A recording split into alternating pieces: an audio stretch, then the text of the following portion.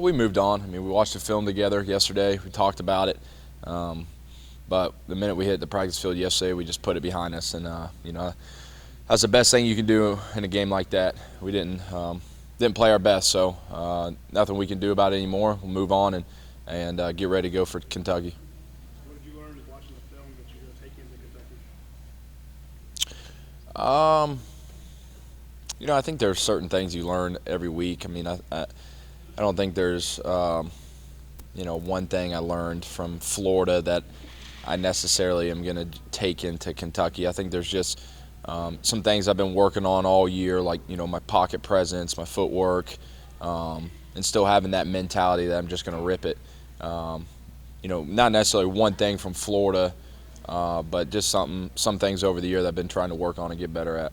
Well, I guess the better question would be, when you're watching the tape, when you guys struggle on offense, what did you learn from that you're like, hey, this is something we have to fix when you look at the Kentucky film and take advantage of it as we go forward? Yeah, I just think there were some missed opportunities. I mean, I had some misreads, some places I'd like to go with the ball differently. So you always have those in a couple of games, and then, but just some missed opportunities. Not more so than anything that we anything that's been new or different. We just had some missed opportunities. I had some missed opportunities. We all did. What is the key to winning on the road? What do you have to do? What makes it so tough? Yeah, it's I think you got to start fast. You got to be able to handle a little adversity. Teams are going to usually play pretty good when they're playing in their home stadium. Kentucky, for some reason, always plays us really well when they're at home, and and they're trying to get bowl eligible. They're a lot better team this year than of the past, and so just watching their film and watching them play some of the really good teams out there. It's a different team. They have a different mindset. They play with a lot of passion. So, there's a lot on the line for us in our season. There's a lot on line for their season too. Unlike any team, I think you started to see you actually have film of yourself playing against this scheme, against this team. Does that help you at all, or can you kind of reach back to your the time you played against them last season? Yeah, they're a little different since last year. I think some teams you can look back and it's kind of the same scheme. They still do a little stuff that's the same from last year, but we see some different things they're doing. So we'll go back and watch that game. Already have, but it doesn't really match up as far as what kind of they're doing new this year and compared to the game we played against them last year. Kind of followed up on that. Last year they were last in the SEC interceptions. They had 3. This year they have 13.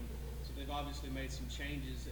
Do you see that reflect out in what they do scheme-wise, or are they just more comfortable? I mean, what do you see in them defensively? Yeah, just they just kind of seem like they always got a guy around the ball. Guys aren't really running wide open, and they're just making plays. I think it's either a batted ball at the line of scrimmage, which is just a good defensive line play.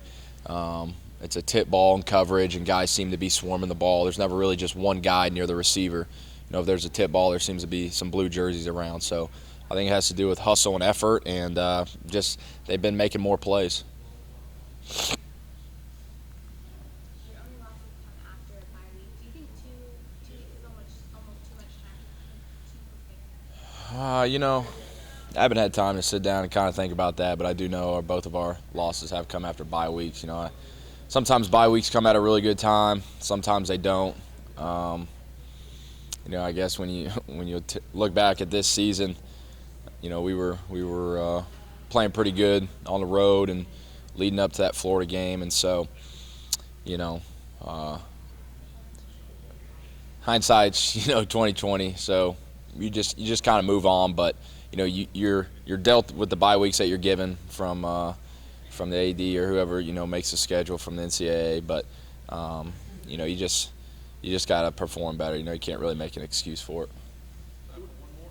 You guys seemed the complexion of the game against Florida seemed to change when David Andrews went out and he got hurt. Can you talk about what changed in the huddle, what changed on the field with him being back, and you could tell he was obviously limping around out there. Well, I mean, David's a guy that's been around for a long time. He's that quarterback of the offensive line.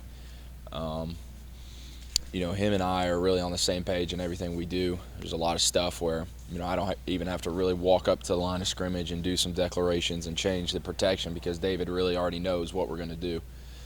So it makes my job a little easier. So when you got a new center in there, like Hunter, you're just really trying to make sure that the offensive line understands, who we're trying to protect, what kind of protection we're in. And you're really just trying to make sure that he knows everything. You're trying to make sure he knows what the snap count's on. Snap count kind of changes from play to play.